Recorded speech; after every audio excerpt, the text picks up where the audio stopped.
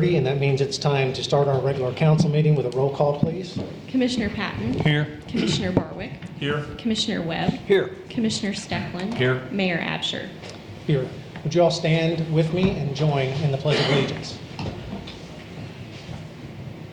I pledge allegiance to the flag of the United States of America and to the republic for which it stands, one nation, under God, indivisible, with liberty and justice for all.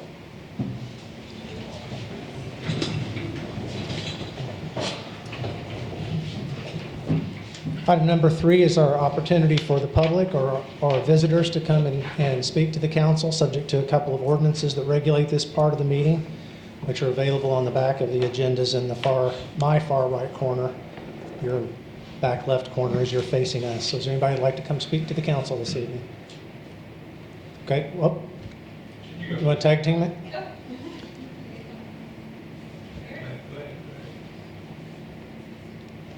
Okay, hi, my name is, make sure I'm loud enough here. Am I good? You're good. Okay.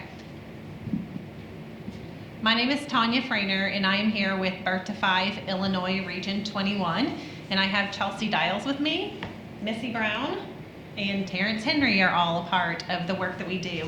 So we are a statewide program funded through the Illinois State Board of Education, and we serve Franklin, Johnson, Massac, and Williamson counties. Our office is located in Johnson County, and we're here today primarily just to let you know who we are and a little bit about the work that we're doing in the community.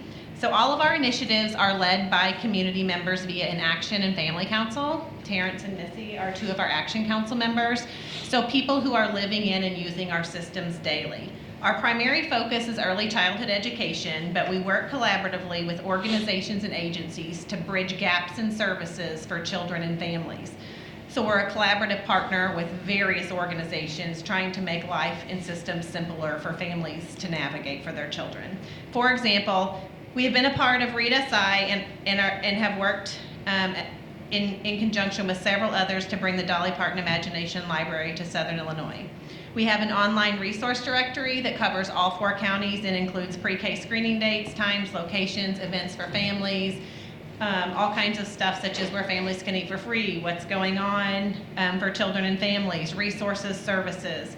Over our 2.5 years, we've reviewed and analyzed data and published reports analyzing gaps in services, and we've developed local action plans to address these needs.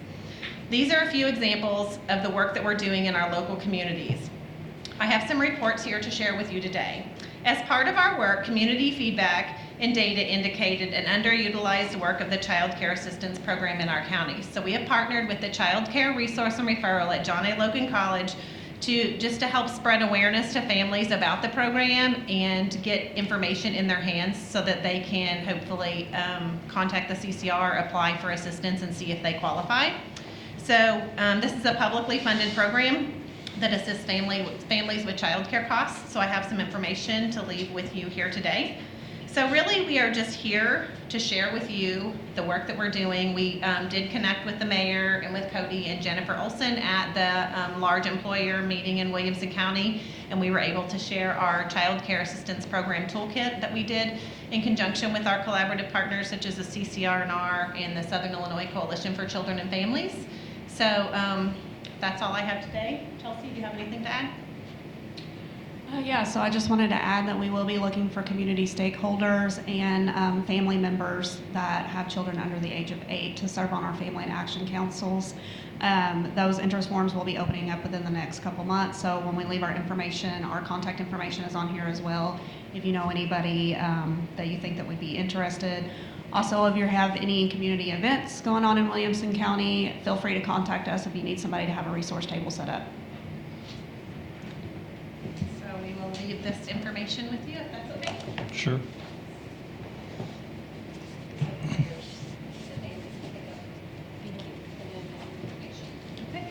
Thank you guys. Thank you.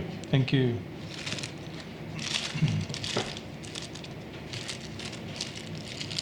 Hi, everyone. My name is Connor Jackson. Thank you for your time. I just wanted to call attention to a stray animal problem in my neighborhood. I live at 512 South Virginia, and my sister lives just a few blocks away on the 900 block of Mechanic Street. There's pretty large stray cat population in that area, and I think there's a gap in the city code that is kind of hindering animal control's ability to enforce feeding these stray animals. The way the code's written, they can only fine individuals if they're feeding stray or feral animals on public property or in abandoned structures without the permission of the structures owner. I think we could add an addendum to this city code, and this is 64512 on the Marion City Code. I think we can add an addendum to enable the animal control to fine people that are feeding feral cats while not participating in a trap or neuter return program. So basically, individuals that are feeding feral populations on their own property, it would be illegal to do so or a finable offense unless you first contact the animal control department to let them know that you would like to participate in some sort of program to trap, neuter, and vaccinate these feral populations. So I just want to draw attention to that. And hopefully in our previous encounters with animal control, they said they can't fine the people feeding these stray cat populations, but they can come trap them. And I just want to say, until we get to the root cause, it can still be a problem. So, I know we value our resources in the city. So thank you for your time. Thank you. I'm glad you recognize and have brought up that feeding them is one huge source of the problem. And there's a lot of people that don't even get that part. So thank you for that. We'll have our city attorney look into that code. I'm a little concerned about whether we can enter somebody's property for that or not, but we'll research it. Thank you. I appreciate your time. You bet. We have 2 brand new animal control officers. One just started today, so they're getting their feet wet, but I will give them your address and make sure they keep an eye on your part of town. Okay, great. That'd be awesome. You said the 900 block of Madison? Of mechanics. Mechanic, I'm sorry. And The neighbors feeding these animals, there's like 10 to 20, and so they're just using everybody else's yards as litter boxes, and it's just, it's like they're very feral, and it's just a very uncomfortable situation. If you were to happen to get video of the neighbors feeding Oh, on, that's hard to argue. could I have you, pictures and video, I sent them all from the Marion website, or the Cool. could you write down your name and a contact number Yeah, that we could sure. get in touch with you, or give that to Cody? I guess that's old school. We might do that.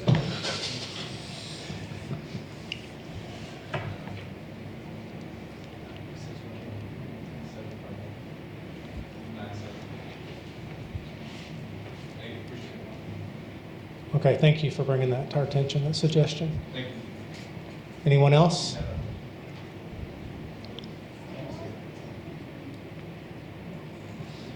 Okay, we'll move on to the consent agenda. 2 items under consent tonight, the A and B. Anyone on the council want either of these items voted upon separately? Any of our guests want either item A or B voted upon separately? Okay, hearing no objection, I'd entertain a motion to pass the consent agenda as presented. I'd make a motion to pass the consent agenda as given. Second. Any discussion? Roll call, please. Commissioner Patton. Yay. Commissioner Barwick. Yay. Commissioner Webb. Yay. Commissioner Stecklin. Yay. Mayor Absher. Yay. Cody, I think I want you to run us through A, B, and C under 5 and 6A, so you'll be Okay. up for a little while. Okay, so item 5A, ordinance 4017. The property listed in this ordinance had already received a FY25 residential TIF reimbursement grant. However, the property transacted during this fiscal year, and the new owners, after getting in the home, they were planning on making it a rental, determined that the property ultimately needed to be torn down. The way the program rules read, only 1 grant per property per year are allowed. So the new owners, given that they needed to tear the house down, are requesting an additional grant to help them with the cost of tearing that property down. So that's what this ordinance contemplates, whether we can allow them to receive a second grant at that address this year in order to remove this property from, to demolish this property. We have the funds in the, do you know what they're planning on doing after I think demolition? they're hoping to build another single-family home back on the Okay. property. the foundation, originally they were asking to apply for a grant after they had purchased the home because they realized the foundation was in some serious trouble. And after they had gotten a couple quotes on the property, they realized that it would just be easier to start over. But this owner did not receive the previous grant. This owner did not. The Previous owner of the did, property. yeah. I see. And had put, I believe, new siding on the house, so Yeah, that's, lipstick issue yeah. ultimately. Anybody would like to make a motion on 5A? I have a question, kind of a question on that Yeah. first. Do we have anything in there, because you brought up a good point, so the first owner put siding on, do we have any time frame on this where So- something can change like that drastically? That's a great question. We can talk about that. We haven't done the rules for next year yet. We're working through them, Yeah. and I hope to have that ordinance on the next agenda. But because it's been such a popular program, we haven't allowed repeat applicants. Okay, Obviously, this is a very unique circumstance, in which case I felt like it was worth bringing to you. But historically, we have not. These funds, the first year was only residential TIF 1, and I think we were out of funds by the end of June. So it was literally an eight-week program to go through about $350,000 in grant funds. This year, we combined both TIFs, so residential TIF 1 and residential TIF 2. I think we were largely had all the funds committed again by first part of July. So it's been a very popular program, and I guess conceptually, I need to understand how you guys feel about, do we want to open it up to folks to apply again for those funds, or do we want to keep allowing first-timers to only apply for those funds? I want to give everybody a fair shot, which is why we haven't allowed repeats yet, but I don't know at what point we've reached inflection, and maybe we determine that throughout the year and change the rules at that point. But trying to implement this as fairly as possible is very difficult, but I feel like continuing on the path of only allowing first-time applicants keeps it fair until maybe it takes us until August or September, October. I don't know what the answer is. I don't know. correct me if I'm wrong, we do require receipts, right? We do, 100%. Yeah. Do we then circle back on those receipts to make sure that the receipts we have were actually done for the grant property that? Yeah, because was they have bought? to submit photos after the Okay. fact. So we have Good to enough. see, if you Yeah. bought siding, you had to submit before and after Gotcha, pictures. So okay. we knew, Do we pay before they do the work? no, we reimburse them We for the work. wait, afterwards. okay. Yeah, Okay. yeah, and, those are some other things that we need to work through. You had concern about trees. Yeah. We've added tree planting to next You year's did. program. Perfect. So we're trying to, as those things come up throughout the year, we're trying to address them in next year's program. I kind of agree with what you were saying. I think we need to wait and just do one first First applicants only. If we run out of applicants and no one's applying, then we can maybe circle back and Yeah. have a question on this particular one. After this work, after he was approved and he was paid, how long after that before he sold the property? I'd have to go back and look. It might have been a situation where there was a death in the family. And I'm thinking that's what caused the transaction to happen. But we have no stipulation now, if we pay someone to re-site their house, it has to be their house that they're living in or to fall under this category. But there's no requirement that they have to keep that house or, I mean, they can't do it just to. For any certain number of time, no, Okay. there is not. No, there's not. Because I think at the end of the day, the concept is that at minimum, the improvement's being made on the property. Yeah. And that's what we're after. But I don't think there's we haven't talked in the past about a requirement that they have to keep the house for 2 years, which is, I think is what the Right. question was, yeah. We haven't discussed that in the past. I think I talked about it at one point, that issue in brief. The only real way to enforce something like that is to put something akin to a lien on the property, which then would be released after a certain amount of time. The legal work that would have to go through and the tracking of that was just for this amount of money was going to make it Right. kind of untenable, especially as popular as this has been. I mean, we'd have 500 of those, well, not that many, I guess. We'd have how many probably in total? We'd have close to 200 at this point. 200 Yeah. of those to track over a course of however that long that time period. So we just didn't even recommend that at the time. And Well, I that think the was- goal was accomplished. They were paid to beautify the house, Yeah. put new siding on. Yeah. That was accomplished. Then circumstances changed. They've sold the house. And then, in my mind, this wouldn't be a redo or a second time. This is a brand new owner, so. Yeah, I mean, obviously, I hate that we expended the grant funds on the siding when ultimately it was determined that the house needed to be torn down. Yeah. But this is the first time this has happened in more than 2 years at this point. So.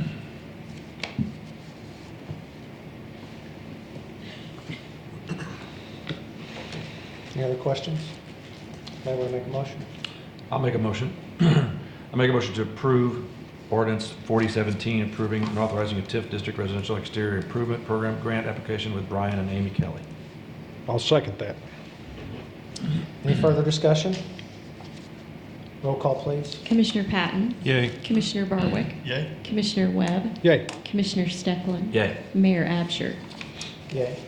Cody, 5B. Yeah, so ordinance 4018, we did a PSA with Jacob and Klein at our last meeting, professional services agreement to help us through the process of amending the third amendment to North Commercial TIF. This ordinance 4018 sets a date for the public hearing that's required as part of that process to amend the district. That meeting is set for 5 p.m. on Monday, May 12th, 2025. That would be ahead of our first regular meeting in May. So again, just part of the process. We'll inform the public that night of the changes that, or hear from the public that night rather on the proposed changes which are on display now at the city clerk's office. Motion, please. I'll make a motion to approve ordinance 4020, repealing and replacing ordinance 1943. Whoops, that's the wrong one, sorry. Approve ordinance 4018, establishing date for a public hearing for the proposed third amendment to the North Commercial TIF District. Second. Okay, roll call, please. Commissioner Patton, Yay. Commissioner Barwick, Yay? Commissioner Webb, Yay. Commissioner Stecklin, Yay. Mayor Absher. Yay. All right, the next item is, we had one more application come in for a TIF grant. This is a roof replacement on West Prairie. If you've noticed over the last couple meetings that we've had these items, the total number of monies available continues to rise. That's because Jennifer has called through everyone that has yet to turn in their post-project items, their receipts, their pictures, and that sort of thing. And some folks have just said that they're not going to be able to finish their project. So currently we've got $25,000 sitting in that account. The problem is this will be our last one because at the next meeting, the treasurer's office has already said they will be cutting off accounts payable checks for the last 2 weeks of the month, or last 2 weeks of April, which is also the last 2 weeks of the fiscal year. So this will be our last approval, and we'll end up having a few $25,000 of funds left over. So will that 25, it just rolls over to the next year, right? That's up to the council. The last couple of years, we've done a dedicated $250,000 per year into this project. If you want that number to be 275 next year, Yeah, we can absolutely do that. I think we should roll it over. Fair enough. Okay. So just one of these grant applications here Yeah, on Prairie just one. Street. Correct. Have a motion, please. I'll make a motion to approve FY25 TIF grant application received through March 21 of 25. I would second that. Okay, roll call, please. Commissioner Patton, Yay. Commissioner Barwick, Yay? Commissioner Webb, Yay. Commissioner Stecklin, Yay. Mayor Absher. Yeah, okay, I'd also like you to discuss 6A, Cody. Okay, ordinance 4019 is adopting and implementing the Starbond District amusement tax. So what this does is basically puts all purchases within the Starbond District on the same playing field. There's obviously going to be things that have been proposed and talked about that aren't subject to sales tax. This simply puts those items on the same plane as the sales taxes that will be collected within the district as well. So we're talking about things that aren't tangible purchases of items that you will take with you. We're talking about renting a hitting bay at the field house, whether it be for golf or baseball. We're talking about the putt-putt course. This tax is subject to only within the Star-Bond district, okay? So we're not talking about attending a concert at the Civic Center, but we're talking about attending a concert maybe at Mountain Dew Park would be subject to this tax. So again, there's certain things that we're not able to capture that aren't subject to sales tax. This allows us to capture the sales or the tax on those items.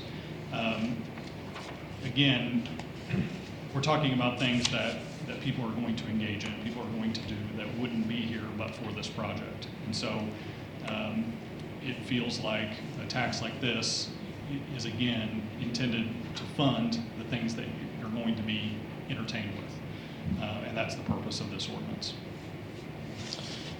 And when we were researching this a little bit, it seems like some of those similar facilities in adjacent states, it's an oddity of our taxation in this state that they're not taxed. The other Well, states tax them already. We were talking about Navy Pier. If you want to go up in the Ferris Ferris wheel wheel. on Navy Pier, you're going to pay whatever the city of Chicago's Chicago. amusement tax is, which I think is 11%. And so we may be smaller community that's used to seeing those things, but we're going to have the amenities of a larger town. If you go to Topgolf in St. Louis, for example, you're going to pay the city of St. Louis's amusement tax. Nashville, same thing. Chicago, a number of things. A baseball game up there, you're going to pay that amusement tax. So again, if you want those amenities, you have to be able to fund them, and that's essentially what we're asking here.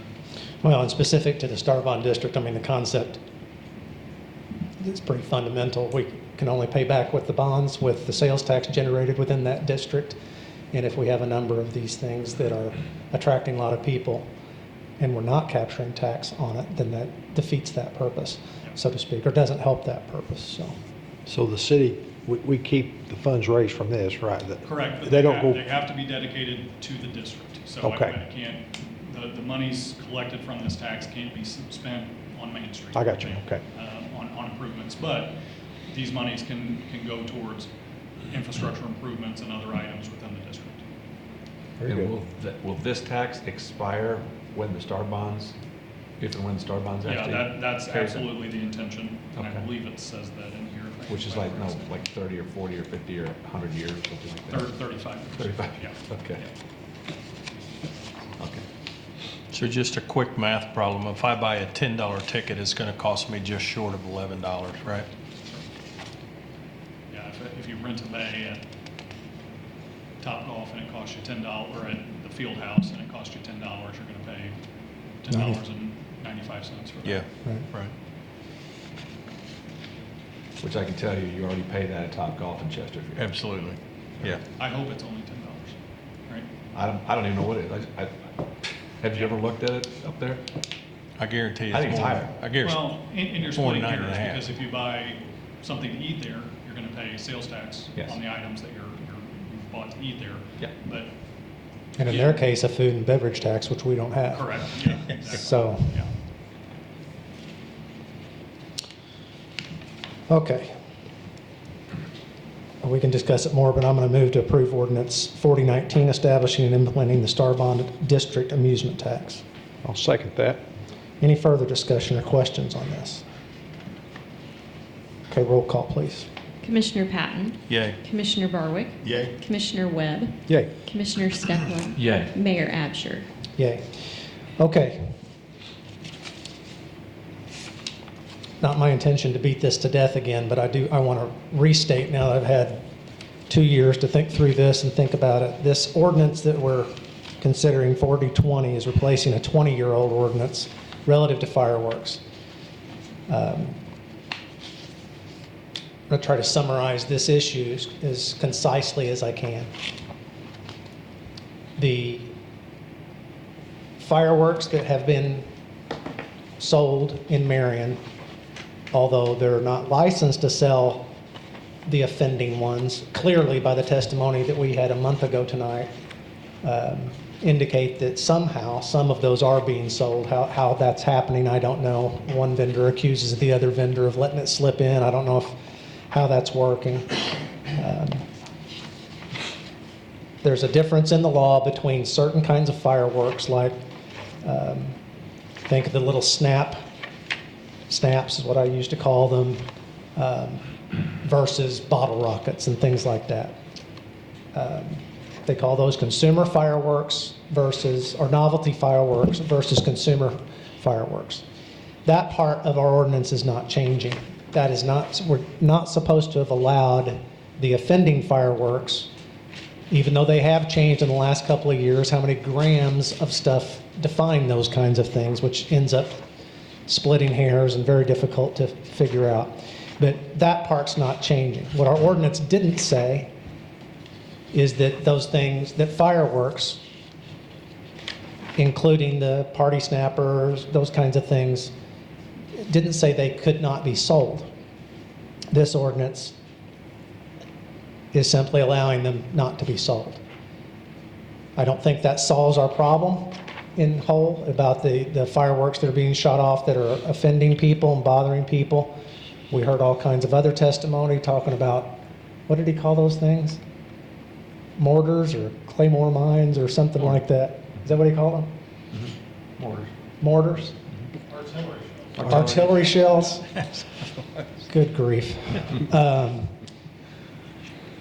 My naive, and maybe naive, but my assessment of all that is just put it simply that the allowed fireworks have gotten more and more powerful, despite whether they're being shot off in the air or they're ground-based. So I think that is what's bothered so many people, and that's generated so many phone calls to me and so many police service calls. So that's what this ordinance does, is just simply does not allow for the sale. We've kind of beat that to death in the past.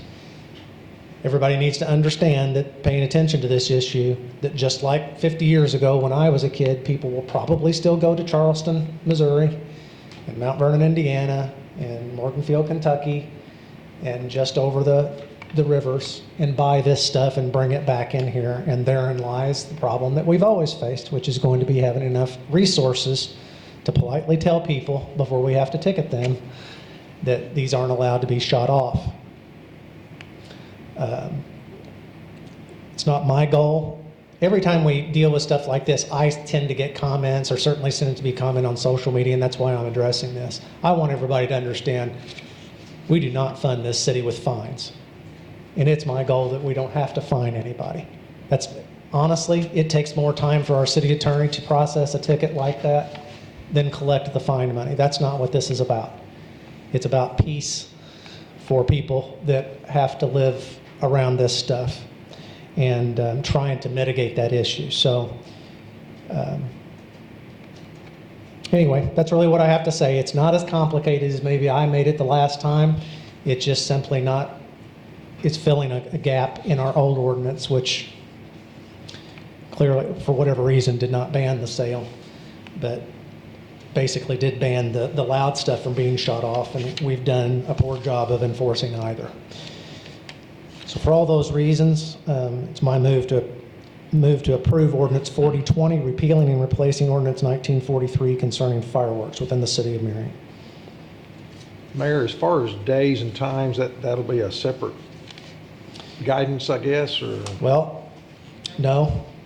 It basically, unless you're shooting off those allowed, am I getting the term right? Consumer fireworks, I'll let Wendy speak to that, but there's no time. This is written, the only fireworks that can be shot off legally in the city of Marion are the professional fireworks shot off by somebody that gets the pyrotechnic display permit. And in order to get the pyrotechnic display permit, you have to have a pyrotechnics license under the Illinois Pyrotechnic Fireworks Act. So those are your big shows, like Black Diamond does their fireworks shows, the Casey Hall does their fireworks show. They have the pyrotechnic license, they get the proper permits to do those shows. Those are considered professional fireworks. So those are the only ones under this ordinance. Those are the only legal fireworks that would be able to be shot off, other than your novelty items, which is your snappers, your smoke bombs, sparklers. Those are things that are considered novelty items, so those are legal no matter what. And they were before. That's not changed. Yeah, that has not changed. And that's straight out of the Illinois Pyrotechnic Act. So Yeah. that those definitions and those allowances, we haven't invented those But just so whatsoever. people understand, and it's not necessarily in here, but like the Illinois Office of State Fire Marshal, they also have a list of prohibited fireworks that a lot of people don't necessarily know about, like the bottle rockets, Roman candles, that are considered possibly handheld fireworks. Those are also illegal in the state of Illinois. We're not making them illegal. Illinois has already made them illegal. And if you go to the Office of Illinois State Fire Marshal's website, there's a whole list of those types of things that are already illegal in the state of Illinois that a lot of people don't realize. Thank you.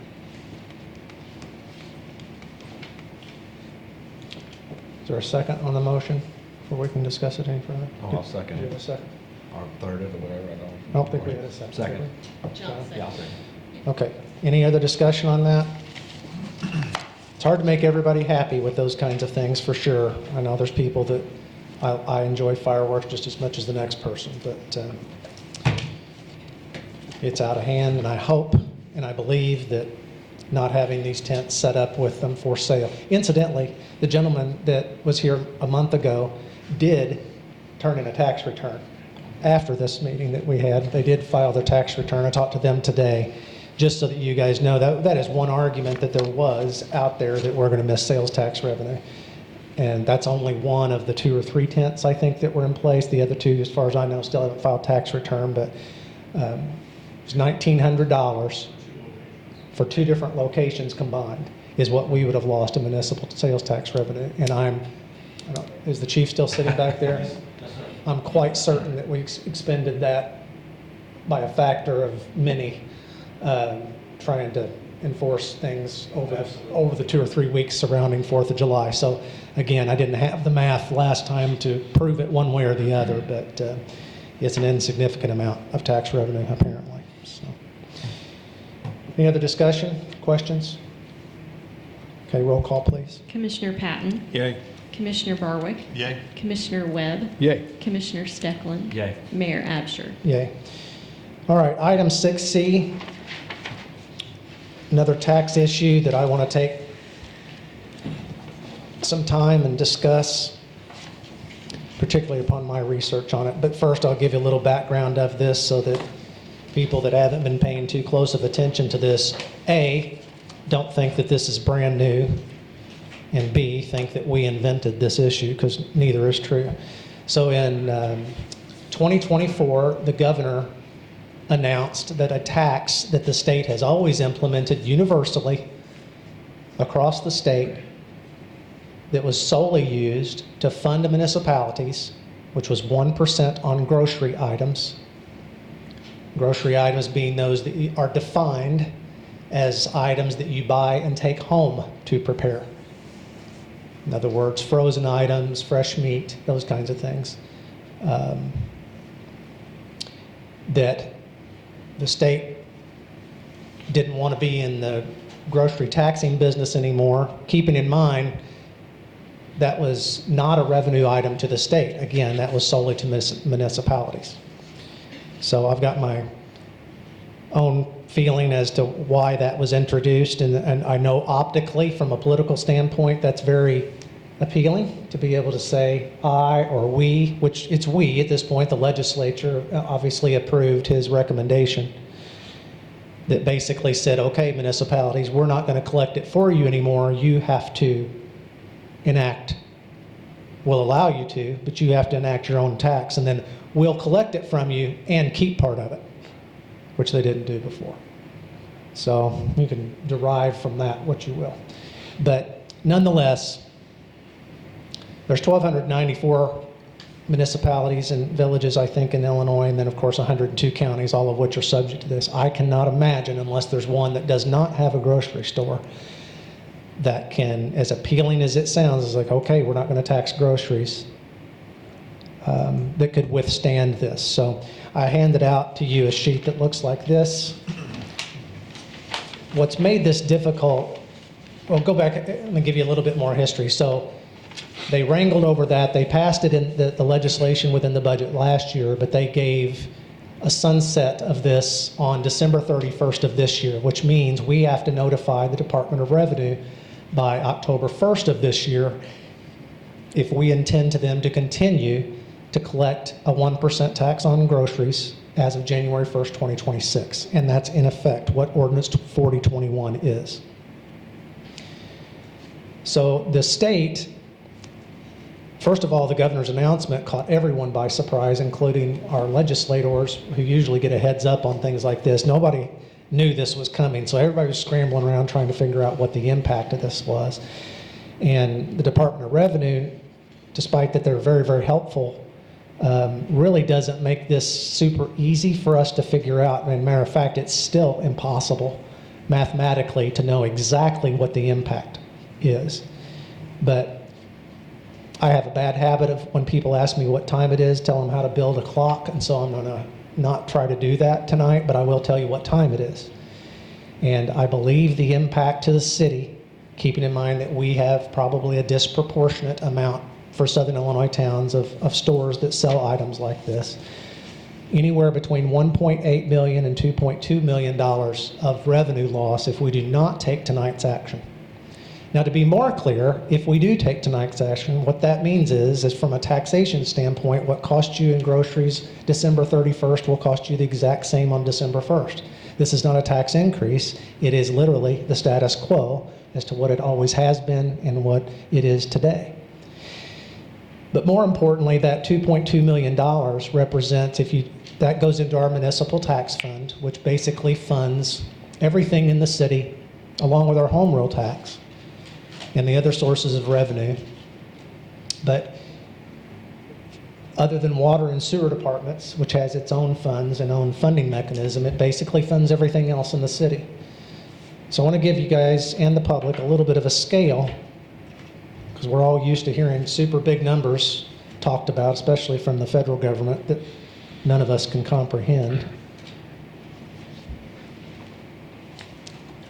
So I'll give you a kind of a representation if we do not take this action, what that represents.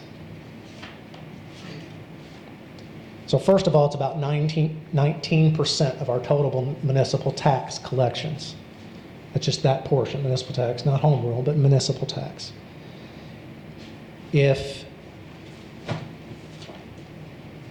we were to not take this action and just forego that revenue, so to speak, or that tax, although that would be very popular, I'm sure, with those quickly forgotten, but very popular.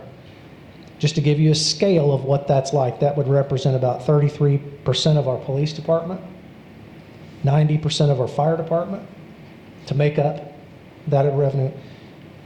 More than our street department, over 100% of the street department, 200% of our entire library budget, the entire hub budget, 240% of the senior citizens budget, and over 4 times of what the Boynton Street budget. That was all based off of last year when I thought the revenue loss would be 1.6 million. It's about 50% more than that based on my latest calculations. So if anything, those numbers that I gave you are understated. I didn't redo those percentages. So there's really only 3 paths here. One, we take no action, and then as we're getting ready to establish next year's budget, there's going to have to be some pretty drastic cuts, and I think they would be catastrophic, to be honest. There's no one department that obviously, based on what I just read, could take all of that.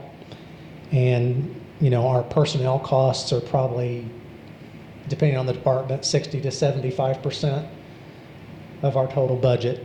So that indicates that there'd be a lot of reductions in force in order to meet those kinds of budget shortfalls.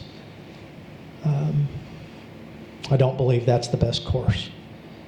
2, obviously we pass this and people are either mad or whatever, but I suggest that there's be probably out of those 1,300 municipalities, if there's 5 that don't pass it, I'll be shocked, because I don't know how they, unless they don't have a grocery store, I'm not sure how anybody could withstand this. The only other option is that we could do, I don't know why we would do this, we could not act and try to replace the revenue with home rule sales tax.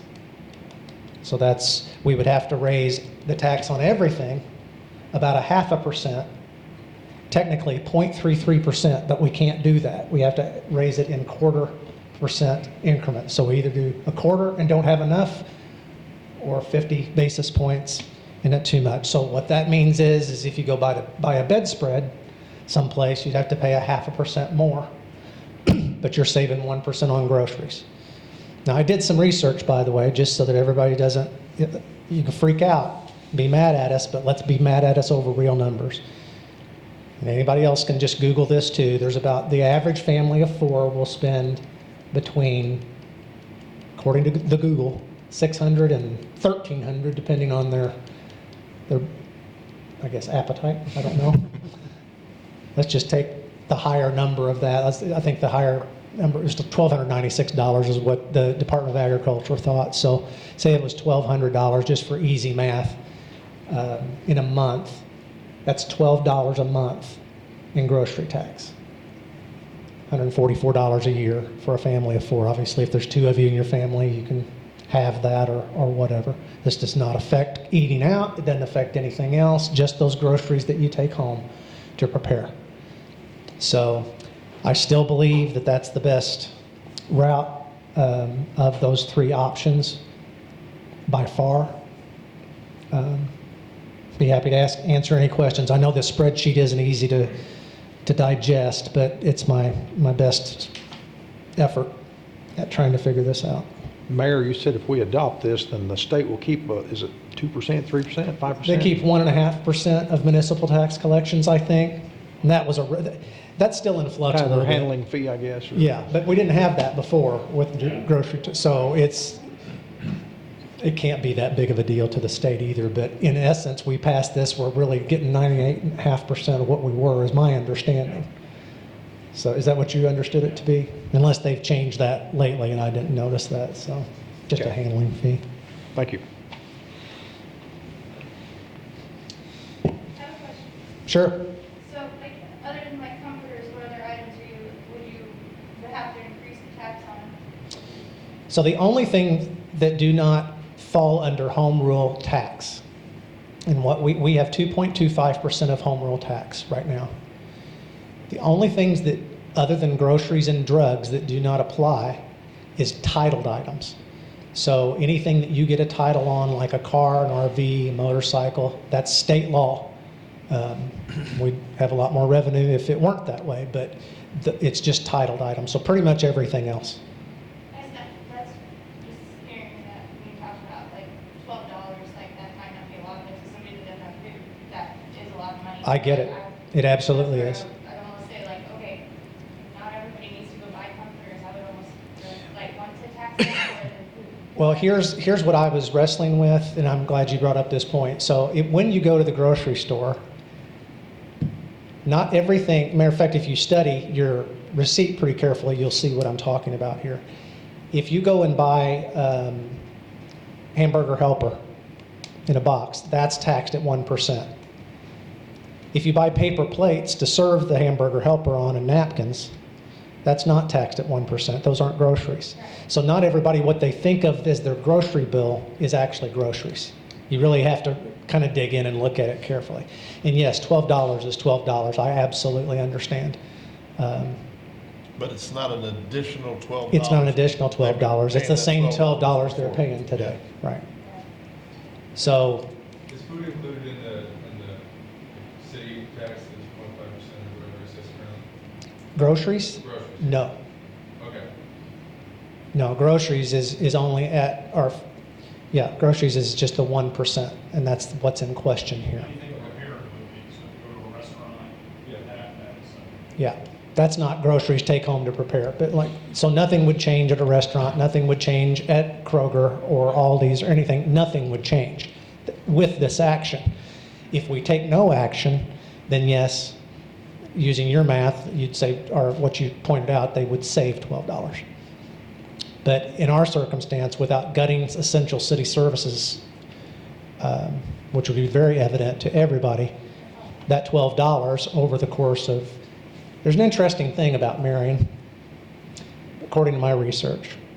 about 2/3 of our grocery sales happens to people that are outside of our zip code, which means about 2/3 of the tax of that 2.2 million is paid by people that don't live here. So if you think about that, why would that be? Well, we have Sam's, big grocery seller, Walmart, Target, Aldi's, Kroger, missing the biggest one. We've got five, and the Dollar Generals of the world, and the CVS's, and the Walgreens, and all that stuff probably adds up to a medium-sized grocery store in of itself. That's a lot for a town of 17,000. Some people say we don't have enough grocery stores, and although I'm all for having another one, we really got quite the offering. But Sam's is one of our biggest retailers, and groceries are one of their biggest sales. So if you think about that, obviously Sam's is not being propelled by just people that live in our zip code. So the reason I bring that up is that of that 2.2 million that we would be, between 1.8 and 2.2 million, I admit nobody can pinpoint exactly what the number is, or I certainly can't. If we don't take this action, that entire burden goes on the people probably that live here, versus grocery sales only. And here's the thing. Heron's already passed this. I don't know about Carbondale, but I can't imagine the towns that maybe some of them are coming from. There's an argument maybe they'd come here because there's 1% less, but it's not like they can go back home and buy them any cheaper. It's that they're coming here because of the availability, because there is a Sam's, because there is a Super Walmart, because there is a Target. So, does that answer your question? Yes, it does. Okay. Yes, sir. Are these two separate taxes that make up that one that's being dropped? Because it sounds like a retailer's occupation tax and a service occupation tax. No, it's not two. Do you know why that's worded that way? Retailer and service? Trying to think, because it's the same way with home. We have an occupation tax and a service occupation tax. I think It's not two separate taxes, but I'm not sure why that's. Why are they called occupation? That's the state of Illinois' nomenclature for this. You'll see that in every tax ordinance that we have. They're called occupation taxes.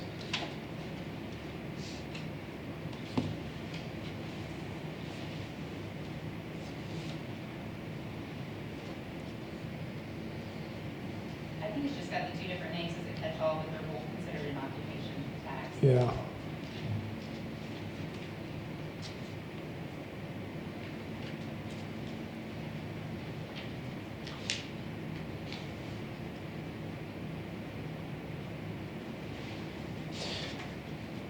So it says municipal grocery service occupation tax, tax is hereby imposed upon all persons engaged in this municipality in the business of making sales of service who, as an incident to making those sales of service, transfer groceries as an incident to a sale of service.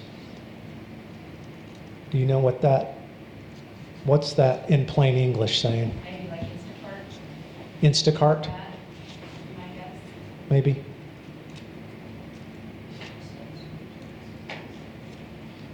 I want to try to get a little bit more detail for you on that follow-up. So, Walmart delivery, things like that. Would that possibly be wholesalers no, that wholesale to the? no, this is at grocery stores? retail. No? Only retail, okay. This is at retail. So we get these, we call them model ordinances. They're from the Illinois Municipal League. We don't make from scratch these things because they're vetted by, and if you look at the municipalities, they probably have literally the identical copy and paste language of those that are doing this, other than inserting their name. So I'm not sure what that may be. They're trying to catch something in there that maybe it's like an Instacart maybe, or something that was, they could claim, oh no, we're not selling groceries, we're selling the service of delivering groceries. Well, you're still buying groceries. I think that's what that is, but we can clarify that. Will you help me remember to do that? Okay. Well, I've said my piece on that, I suppose.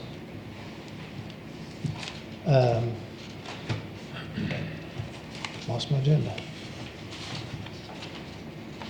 I'm going to make a motion, and then we can discuss it further if we have a second. I move to approve ordinance 4021, implementing a municipal grocery retailer's occupation tax and a municipal grocery service occupation tax for the city of Marion. I second that. Okay. Any other questions? Is there anybody, and I'm going to ask this genuinely, if we were to go the other route of the home rule increase, we have to do that imminently, as in call a special meeting, because we have to have that in to the Illinois Department of Revenue by April 1st. I would be a no on that. I'm not supportive of that, but if three of you would rather go that route, you need to say so now so that we can plan. I would be a no on that. Because, again, the way I look at this is, we're not adding anything here. It's exactly what it was. So Right. it's maintained. I feel like we'll harm more people by increasing the other rate Yeah. personally. Yeah. If for no other reason, then like I said, we have to increase it by 0.5%. It would raise more revenue for us, but that means it costs people more. Yeah. Okay, any other discussion? Was there a second? Yes. Roll call, please. Commissioner Patton? Yay. Commissioner Barwick? Yay. Commissioner Webb? Yay. Commissioner Steckland? Yay. Mayor Absher? Yay. Okay, item 6D.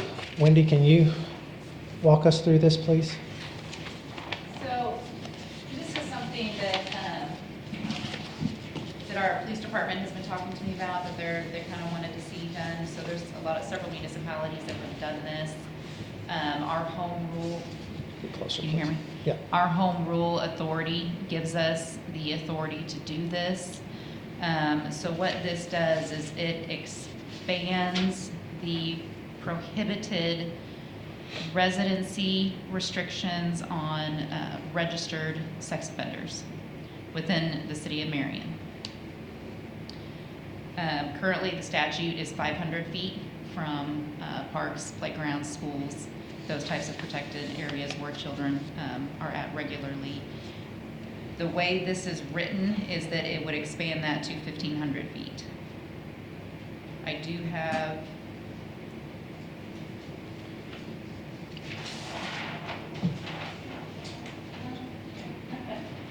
So this is a map that was prepared by our GIS office that kind of gives you guys an idea. That way you can look.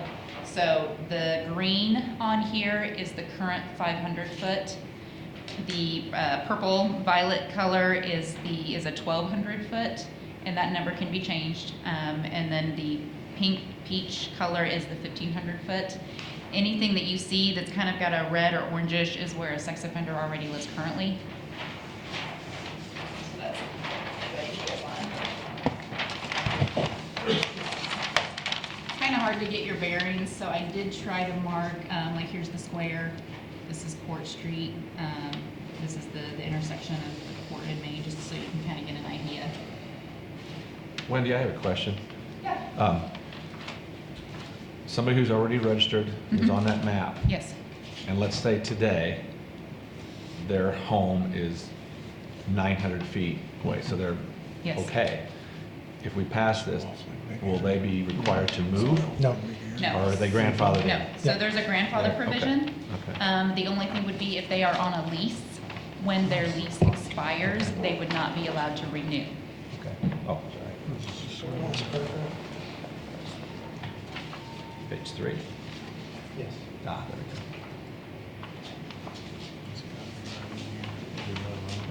So that would be subsection F, towards the bottom of the second page. Gotcha. Or the last page, the third page. Yeah.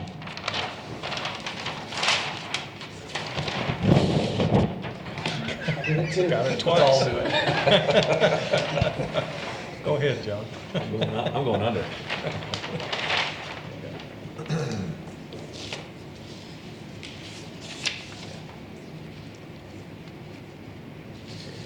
These are county. I asked that already.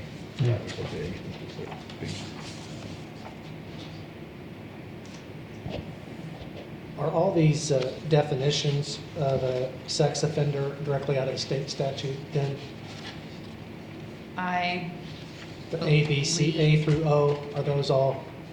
Yes, Yeah, So- yeah, those all come straight from, you'll see that the statutory citations that go along with those are listed with the, essentially those are the crimes that people have been convicted of that require them to be registered.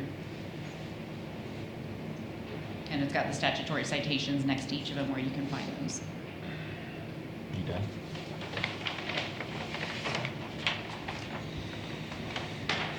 Go that back. That's, unless you guys want to look at it some more. And like I said, that 1,500 foot, again, that's something that we can play around with, we can look at. William said he can, he can do some other things with the map if there's other things that you'd like to see.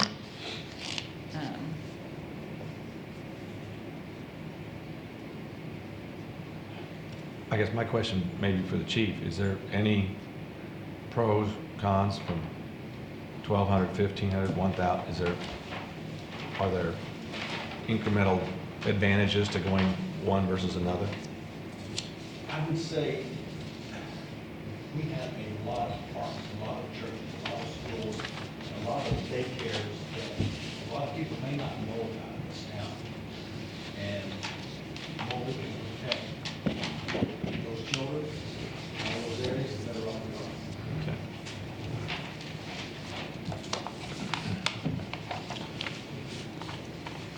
Any more questions of Wendy on this? I'm missing something. Is there a question? No, your audio guy was trying to get us into the microphone because he couldn't. I couldn't hear him back here, but it's okay. Any other questions of Wendy on 6D?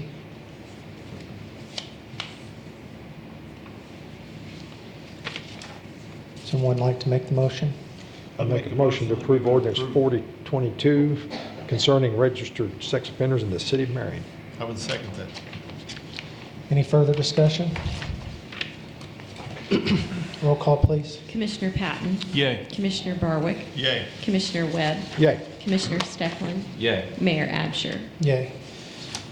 Okay, item 7, commissioner reports. Doug, you got anything for us tonight? No, I don't. Not from the treasurer's office. Jim? Yeah, street department, out in the Summerfield subdivision, we've been patching, that's concrete streets out there, so we've been doing a lot of concrete patching out there. We put a crosswalk over near the county courthouse. That was on kind of request of some employees of the courthouse on Jackson and Monroe streets.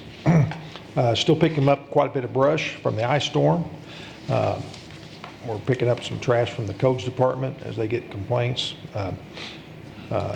Patching street potholes. We had a lot of freeze and thaw this winter, so still working on that.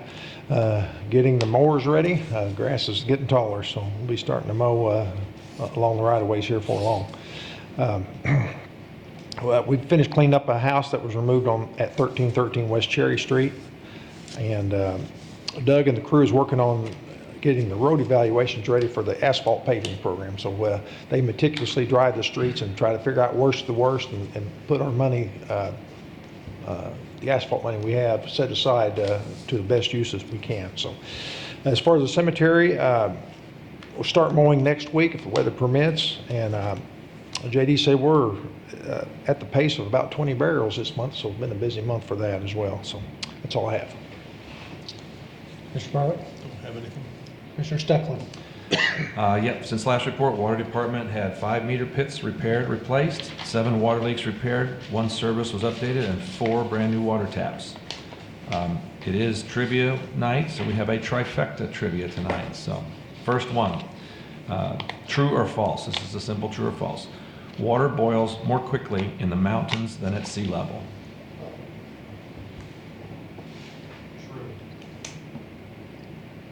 We have a true from the chief of staff. Anybody else want to throw that out there? Can you restate that, please? True or false? Water boils more quickly in the mountains than at sea level. Yes. Police chief says yes. Okay, we got 2 yeses. First time I've listened to it. All right, the answer is true. The boiling point of water gets lower as you go up in altitude. At beach level, water boils at 212. At 9,800 feet, it boils at 194. Because you're closer to the sun or what? I think it's Barometric pressure from. pressure. Yeah. Okay. Air's lighter. Okay, that's a one. joke. True or false? We're really easy tonight. True or false? Rainwater is the purest form of water. Rainwater. Because of the rain from 2 weeks ago, false. Yeah. Besides the dirt rain that we got 2 weeks ago. Normal rainwater. It seems too easy. Maybe. I'm going to say False. spring water. Natural springs. The answer is false. Rainwater contains small amounts of dissolved materials, as well as particles of dust and dissolved gases. Distilled water is the purest form of water. Distilled. All right, and 3. This is a multiple choice. What is the largest man-made lake in Illinois? Is it Rend Lake, Crab Orchard Lake, Carlisle Lake, or Lake Shelbyville? Carlisle. Carlisle, Rend. Anybody Carlisle. else? The answer is Carlisle Lake, located on the Kaskaskia River. It's the largest man-made lake in Illinois, formed in '67. It has an area of 26,000 acres or 40 square miles. This makes Carlisle Lake not only the largest man-made lake in Illinois, but also the largest overall lake in Illinois. We can't count Lake Michigan, because that's not just Illinois. Is Carlisle a municipal water supply, I wonder? Just curious. I believe it is. To many cities. Keysport. What's that? Oh, you did, yes. Oh, I gotta look that one. That's on my phone. What? We have a 4th question submitted by a viewer. Pardon me while I go to the viewer's text message. Yes, okay. Get by all that. You texted that, right, viewer? I have it. Was it just to me? It was just to you. Why don't I have it on my... Would you like me to read it? Please do, because I'm not following it unless... Oh, wait a minute. Yes, I've got it. I had to go back further. Sorry. Go ahead. All right. How many gallons of water are used at Disney World in any given day? Gee whiz, that's a good one. I'm going to make up some answers here. Is it 4 million gallons? Is it 8 million gallons? Is it 16 million gallons? Or 30 million gallons? You're talking about all the parks combined? In Disney, is it all of them? Yes, their parks. Not California. Just MGM Studios or whatever it is now, and Epcot and Animal Kingdom. Is that per year? You get Day. Per day. Per day. You get to answer first. Per day. Wendy. 30 million. What were your choices? I made these up. I got to think of those again. 4, 8, 16, or 30. I'm gonna say 16. 30. The answer is 16.1 million. 16.1. Yes, per day. Pretty good. That's a lot of water. That's a lot. Yes. How many gallons of water does Marion go through in a day, just for context? Do you know? About 3, isn't it? 3 million? It's close to that. Depends, but it's a lot. All right, here is also things going on this weekend and this week. We got stuff at the Civic Center. There's some big shows coming up this weekend, and also at the Pavilion we got Magpie Market Days, Friday through Sunday. So, 2 big things going on at each location this weekend. That's all I got. Okay, under miscellaneous, I have bad news. The Great Goldfish Taste-Off has been postponed. So those of you that I skipped lunch today. are looking forward to that, let us know. We'll come back next month, apparently. Is it next month? Well, it'd have to be next month. At the end of next month, they're coming to do the big reveal. The big reveal. But you only get 1 goldfish of each flavor. That's not very much. Really? Don't skip lunch. Yeah, don't skip lunch. Not that Philly. Okay. Anything else from the council to come up under miscellaneous for the good of the town? Amy? Terrence? Carmen? Rachel? Wendy? Chief? Cody? All right. Anybody have a need for a closed session tonight? Okay, hearing no need, I'd entertain a motion to adjourn. I'll make a motion, we adjourn. I would second that. Roll call, please. Commissioner Patton. Yay. Commissioner Barwick.